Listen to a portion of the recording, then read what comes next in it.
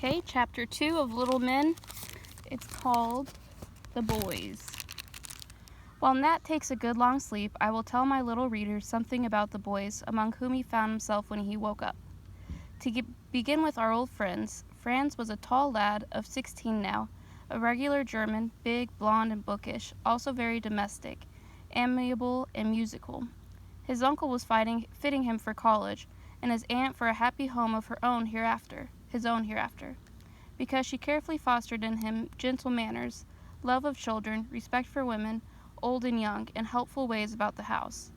He was a right-hand man on all occasions, steady, kind, and patient, and he loved his merry aunt like a mother, for such she had tried to be to him. Emil was quite different, being quick-tempered, restless, and enterprising, bent on going to sea, for the blood of the old Viking stirred in his veins, and could not be tamed. His uncle promised that he should go when he was 16, and set him to studying navigation, gave him stories of good and famous admirals and heroes to read, and let him lead the life of a frog in a river, pond, and brook when lessons were done. His room looked like the cabin of a man of war, for everything was nautical, military, and ship-shape.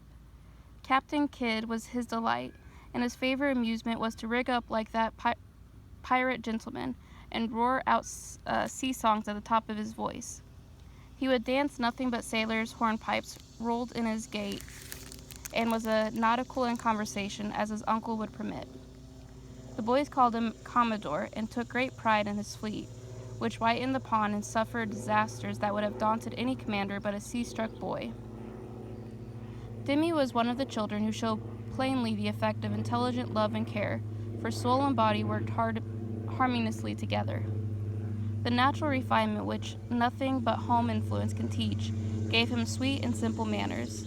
His mother had cherished an innocent and loving heart in him. His father had watched over the physical growth of his boy, and kept the little boy straight and strong on wholesome food and exercise and sleep, while Grandpa March cultivated the little mind with the tender wisdom of a modern Pythagoras, not tasking it with long, hard lessons, parrot learned, but helping it to unfold as naturally and beautifully as sun and dew help roses bloom. He was not a perfect child by any means, but his faults were of the better sort, and being early taught the secret of self-control, he was not left at the mercy of appetites and passions, as some poor little mortals are, and then punished for yielding to the temptations against which they have no armor. A quiet, quaint boy was Demi, serious yet cheery, quite unconscious that he was unusually bright and beautiful, yet quick to see and love intelligence or beauty in other children. Very fond of books and full of lively fancies, born of a strong imagination and spiritual nature, these traits made his parents anxious to balance them with useful knowledge and healthful society, lest they should make him one of those pale, precocious children who amaze and delight a family sometimes, and fade away like hot house flowers, because the young soul blooms too soon, and has not a hardy body to root it firmly in the wholesome soil of this world. So Demi was transplanted to Plumfield, and took so kindly to the life there that Meg and John and Grandpa felt satisfied that they had done well. Mixing with other boys brought out the practical side of him, roused his spirit, and brushed away the pretty cobwebs he was so fond of spinning in that little brain of his. To be sure, he rather shocked his mother when he came home by banging doors, saying, "By George," emphatically, and demanding tall, thick boots that clumped like Papa's. But John rejoiced over him, laughed at his explosive remarks, got the boots, and said contentedly, "He is doing well, so let him clump. I want my son to be a manly boy, and this temporary roughness won't hurt him. We can polish him up by and by, and as for learning, he will pick that up as pigeons do peas. So don't hurry him." Daisy was as sunshiny and charming as ever, with all sorts of little womanliness budding in her, for she was like her gentle mother, and delighted in domestic things. She had a family of dolls whom she brought up in the most exemplary manner. She could not get on without her little work-basket and bits of sewing, which she did so nicely that Demi frequently pulled out his handkerchief to display her neat stitches. And baby Josie had a flannel petticoat beautifully made by Sister Daisy. She liked to quiddle about the china closet, prepare the salt cellars, put the spoons straight on the table, and every day went round the parlor with her brush, dusting chairs and tables. Demi called her a Betty, but was very glad to have her keep his things in order, lend him her nimble fingers in all sorts of work, and help him with his lessons, for they kept abreast there, and had no thought of rivalry. The love between them was as strong as ever, and no one could laugh Dimmy out of his affection ways with Daisy. He fought her battles valiantly, and never could understand why boys should be ashamed to say right out that they loved their sisters. Daisy adored her twin. Her twin thought my brother the most remarkable boy in the world, and every morning in her little wrapper trotted to tap at his door with a motherly, "Get up, my dear, it's most breakfast time, and here's your clean collar." Rob was an energetic morsel of a boy who seemed to have discovered the secret of perpetual motion, for he never was still. Fortunately, he was not mischievous, nor very brave, so he kept out of trouble pretty well, and vibrated between father and mother like an affectionate little pendulum with lively tick, for Rob was a chatterbox. Teddy was too young to play a very important part in the affairs of Plumfield, yet he had his little sphere and filled it beautifully. Everyone felt the need of a pet at times, and Baby was always ready to accommodate, for kissing and cuddling suited him excellently.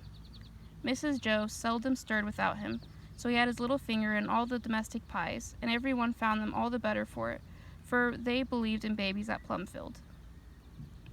Dick Brown and Adolph and Dolly Pettingill were 2 8-year-olds.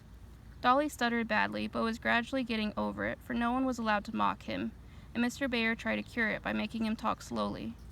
Dolly was a good little lad, quite uninteresting and ordinary, but he flourished here and went through his daily duties and pleasures with placid content and propriety. Dick Brown's affliction was a crooked back, yet he bore his burden so cheerfully that Dimmy once asked in his queer way, "Do humps make people good-natured? I'd like one if they do." Dick was always merry and did his best to be like other boys, for a plucky spirit lived in the feeble little body. When he first came, he was very sensitive about his misfortune, but soon learned to forget it, for no one dared remind him of it, after Mr. Bear had punished one boy for laughing at him. "God don't care, for my soul is straight if my back isn't," sobbed Dick to his tormentor on that occasion, and by cherishing this idea, the Bear soon led him to believe that people also loved his soul, and did not mind his body, except to pity and help him to bear it. Playing a game once with the others, someone said, "What animal will you be, Dick?" "Oh, I'm the camel. Don't you see the hump on my back?" was the laughing answer. "So you are, my nice little one that don't carry loads, but marches by the elephant first in the procession," said Dimmy, who was arranging the spectacle. "I hope others will be as kind to the poor dear as my boys have learned to be," said Mrs. Joe, quite satisfied with the success of her teaching, as Dick ambled past her, looking like a very happy but a very feeble little camel, beside stout Stuffy, who did the elephant with ponderous propriety. Jack Ford was a sharp, rather a sly lad, who was sent to this school because it was cheap. Many men would have thought him a smart boy, but Mr. Beyer did not like his way of illustrating that Yankee word, and thought his unboyish kinness and money-loving as much of an affliction as Dolly's stutter or Dick's hump. Ned Barker was like 1,000 other boys of 14, all legs, blunder, and bluster. Indeed, the family called him the blunderbuss, and always expected to see him tumble over the chairs, bump against the tables, and knock down any small article near him. He bragged a good deal about what he could do, but seldom did anything to prove it, was not brave, and a little given to tale-telling. He was apt to bully the small boys and flatter the big ones, and, without being at all bad, was just the sort of fellow who could very easily be led astray. George Cole had been spoiled by an overindulgent mother who stuffed him with sweetmeats till he was sick, and then thought him too delicate to study, so that at 12 years old he was a pale, puffy boy, dull, fretful, and lazy. A friend persuaded her to send him to Plumfield, and there he soon got waked up, for sweet things were seldom allowed, much exercise required, and study made so pleasant that Stuffy was gently lured along, till he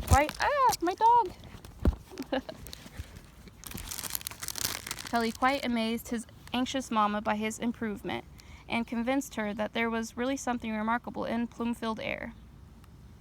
Billy Ward was what the Scottish tenderly call an innocent, for though 13 years old, he was like a child of 6.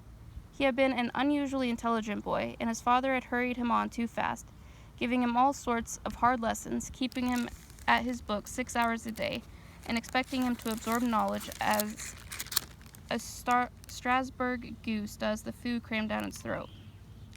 He thought he was doing his duty, but he nearly killed the boy, for a fever gave the poor child a sad holiday, and when he recovered, the overtasked brain gave out, and Billy's mind was like a slate over which a sponge had passed, leaving it blank. It was a terrible lesson to his ambitious father. He could not bear the sight of his promising child changed to a feeble idiot, and he sent him away to Bloomfield, scarcely hoping that he could be helped, but sure that he would be kindly treated. Quite docile and harmless was Billy, and it was pitiful to see how hard he tried to learn, as if groping dimly after the lost knowledge which had cost him so much. Day after day he pored over the alphabet, proudly said A and B, and thought that he knew them, but on the morrow they were gone and all the work was to be done over again. Mr. Bayer had infinite patience with him, and he kept on in spite of the apparent hopelessness of the task, not caring for book lessons, but trying gently to clear away the mist from the darkened mind, and give it back intelligence enough to make the boy less a burden and an affliction. Mrs. Bayer strengthened his health by every aid she could invent, and the boys all pitied and were kind to him. He did not like their active plays, but would sit for hours watching the doves, would dig holes for Teddy till even that ardent grubber was satisfied, or follow Silas, the man, from place to place seeing him work, for honest Cy was very good to him, and though he forgot his letters, Billy remembered friendly faces.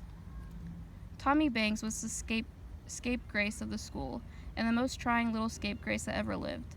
As full of mischief as a monkey, yet so good-hearted that one could not help forgiving his tricks, so scatterbrained that words went by him like the wind, yet so penitent for every misdeed that it was impossible to keep sober when he vowed tremendous vows of reformation, or proposed all sorts of queer punishments to be inflicted upon himself.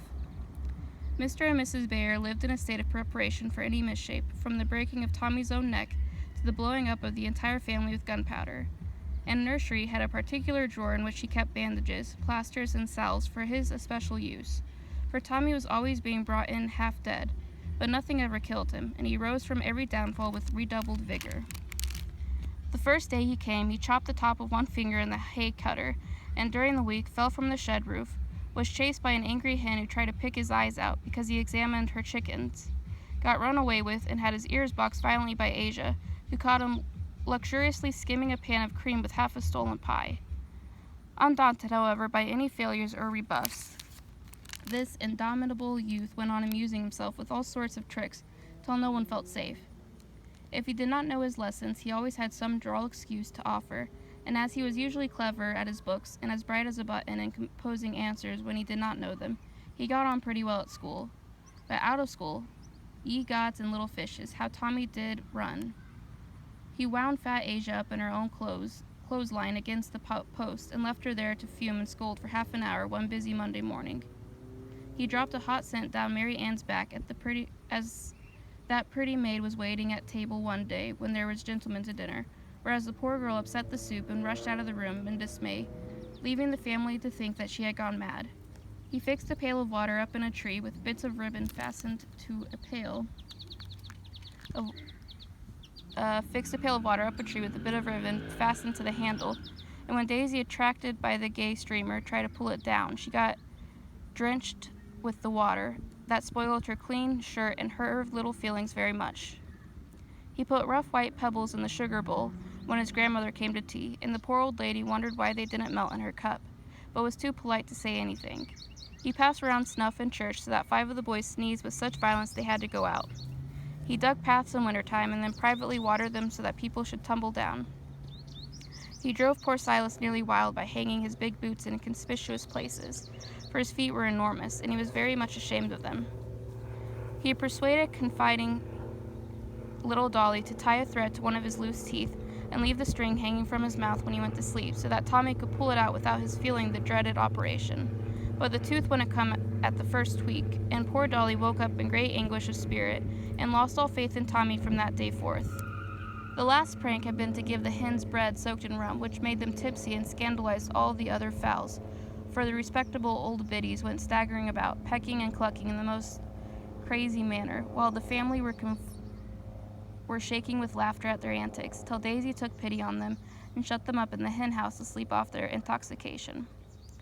These were the boys, and they lived together as happily as 12 lads could, studying and playing, working and squabbling, fighting faults and cultivating virtues, in the good old-fashioned way. Boys at other schools probably learn more from books, but less of that better wisdom which makes good men.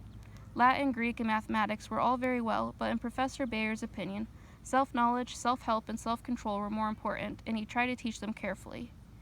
People shook their heads sometimes at his ideas, even while they owned that the boys improved wonderfully in manners and morals.